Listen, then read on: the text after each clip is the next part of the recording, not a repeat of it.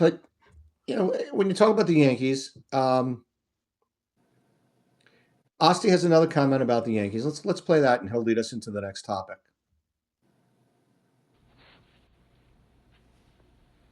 Hey guys, it's pretty quiet on the Yankee front right now this week. Couple of DFA signings. I don't see anything happening until they can unload some of Stroman's money. I don't think anything is going to happen unless that happens. I'll bring it up on the next broadcast. Yeah, I mean, I agree. It's the Yankees, based on Sport Track and Fangraphs, the Yankees are at 286 million on their payroll, assuming that Leiter signs for about 3 million. And that's the only player they have that's not signed on their 40-man at this point, other than the guys they can just renew. But they do need to do something with Stroman. There was interesting, if you look at the stats, right? Verlander got 1 year and $15 million from the where did he end up? He just signed. Why am I not remembering this? San Francisco. Gee, he's out here, and I didn't remember. 1 year and $15 million from the Giants, and last year he threw all of 90 innings.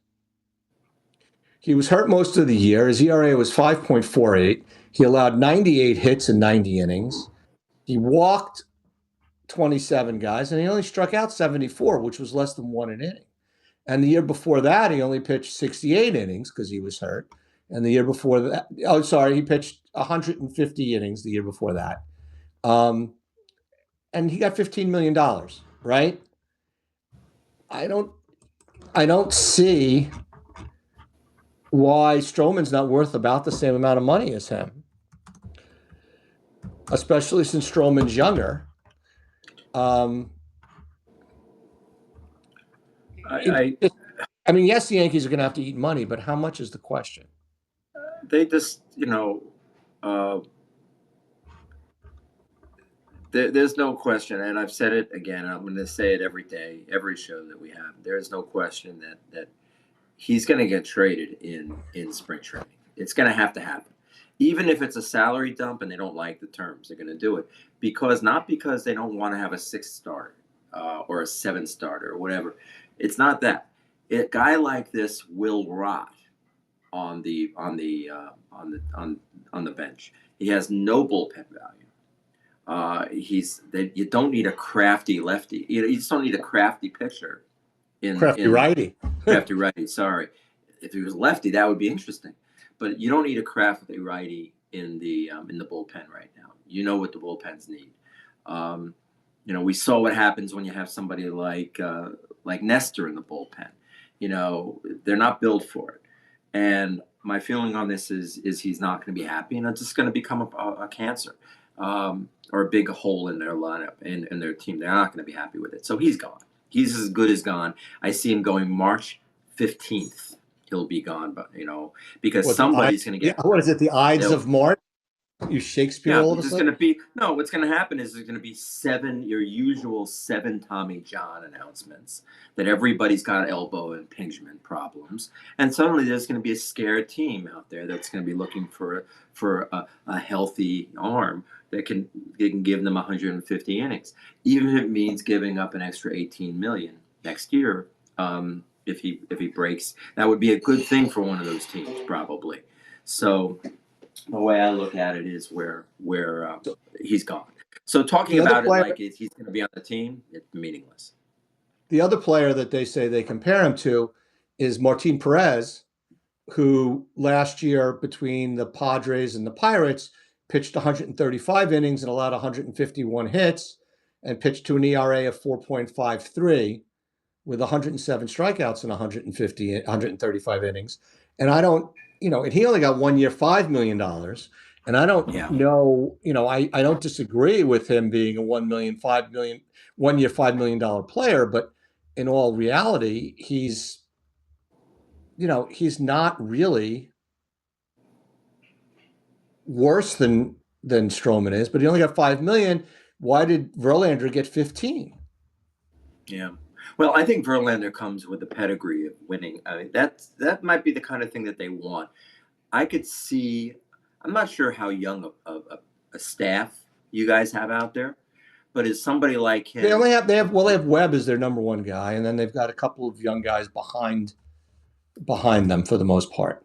I think that first of all, nobody wants to go to San Francisco anyway. So there's money being burnt. I mean, they're burning holes in their pocket. So it seems that they probably have the money to spend. Bringing him in is not going to be a bad idea if they get him healthy. If they can keep him healthy, he's going to throw. He's become crafty and he knows how to throw. Seems to me he's a guy who can be effective for them in probably bringing along some of those young guys, kind of like Goldie is doing with the Yankees right now. And the Yankees see Golden. So that's why I think the Goldschmidt signing wasn't so terrible on a lot of levels, because maybe the Yankees are going after Guerrero next year, would like to a full press on him and not have that spot locked. Maybe not. Maybe it's going to be another one of those things where we get excited and nothing happens because he won't come here. But could be. At least they're wide open. So Well, Joe's point's a really good one. Yeah, Tucker's the guy that they, but that's. So the other contract. Here's what I want. I want Tucker. I want the Yankees 3 or 4 guys to step up, have great farm seasons, and then the Yankees can make some trades and pick him up at the end. That's a guy I'd like to have on my team in August and September, and then in the playoffs. We just settled with the Cubbies today. The Cubbies, he had asked for 17.5, and the Cubs offered 15, which was the biggest spread of anybody who went to arbitration and traded numbers, and they settled at 16.5. So the Cubs got him signed for this season. The other pitcher that signed for 1 year and $15 million, and this is a crazier contract than any of the others, is Alex Cobb. The guy was hurt all of last year, and was on the Guardians and pitched a whopping 16 innings. Granted, he pitched 150 the year before for the Giants and 150 the year before that for the Giants. But why you're giving that guy that much money, 1 year and 15 million, is beyond my understanding.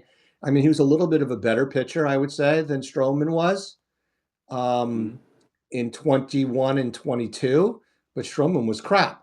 So, but Cobb was crap before that. I mean, he was terrible on Baltimore they gave him a big deal and he was terrible on Baltimore. So he got 1 in 15. And like I've said last show, and I'll keep saying over and over again, Stroman at 12 million or 10 or 12 million dollars to be your number 4 and number 5 starter is a value for people. That means the Yankees are going to have to eat between $6 and $8 million. But there are teams out there that need pitching. Like you said, the Giants, they need another starter still, and nobody wants to go there. So perhaps the Yankees can swing a deal there. The A's are looking to spend money and can use another veteran starter. That could work for them. Teams that need starters that won't spend the money are the Marlins and the White Sox and the Rays. So we're not even going to discuss those guys. But there are teams out there that need starting pitching. Minnesota needs a starter. Seattle is one of the few teams that doesn't need a starter. There's teams that are out there that need starting pitching. The Reds, the Brewers, although they got Cortez from the Yankees. You got a bunch of teams out there that need some starters, and at 10 to 12 for a number 4, number 5 starter, that's a good price for a number 4, number 5 starter. The other starter that's out in the market makes a hell of a lot more money than he does. What is Montgomery make? Like $23 million he's making this year? And he was god awful last year. So Arizona is really looking to dump him. And it's so nice Suzaki. So nice it's really nice not to need starting pitching. When was the last time the Yankees had startings to give away? They gave away 2. They have 2 to give away this year. I mean, it's a great thing. Let's just hope if they can stay healthy, this could be a really good season for their total. Their starting pitching depth is a little thin. I mean, I agree with you that Stroman serves no purpose, but then their starting pitching depth, not death, although it could be the death of them. Their starting pitching depth becomes Warren, Beater, We'll see these maybe guys. Chase Hampton. So that's the tough thing is you don't want him as the six, but I've said it you before. They need great seasons from their minor league system.